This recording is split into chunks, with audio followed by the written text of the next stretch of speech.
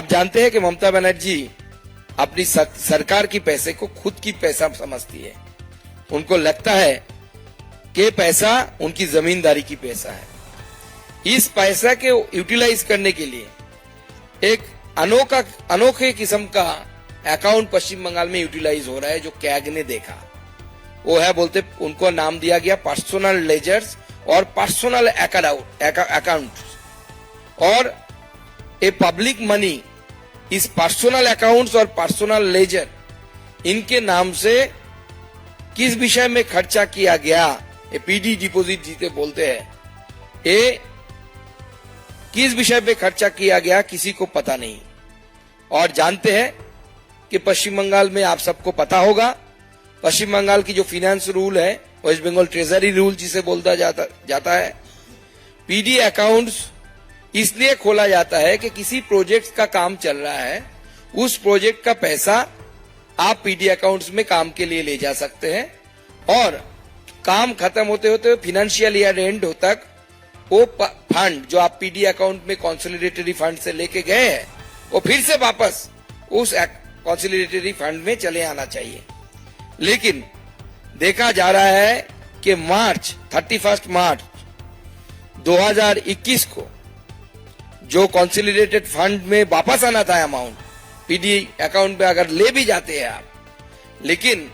देखा जा रहा है कि लगभग पूरे स्टेट में 160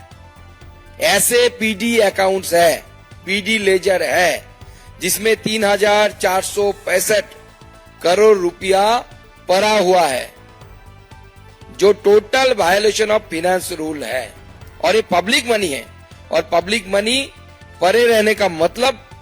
जनता की पैसा लूटे जाने की कोशिश है, लूटने की कोशिश है। और अगर एक कैग रिपोर्ट्स को ध्यान से देखा जाए, पैसा लूटने के लिए हर जगह पे ममता बनर्जी की सरकार के द्वारा कोशिश किया गया, और एक कैग रिपोर्ट ममता सरकार के मुंह पर एक तमाचा है कि जो खुद को ऐसा मानते हैं कि उनके जैसा ऑनेस्ट पॉलिटिशियन बंगाल में क्या पूरे भारतवर्ष में नहीं है। ममता बनर्जी का खुद का मानना है, उनका पार्टी का मानना है, लेकिन एक कैग रिपोर्ट पूरी तरीके से ममता बनर्जी की सरकार को बेआबरू कर देती है और दिखाता है कि किस तरीके से जनता की पैसे को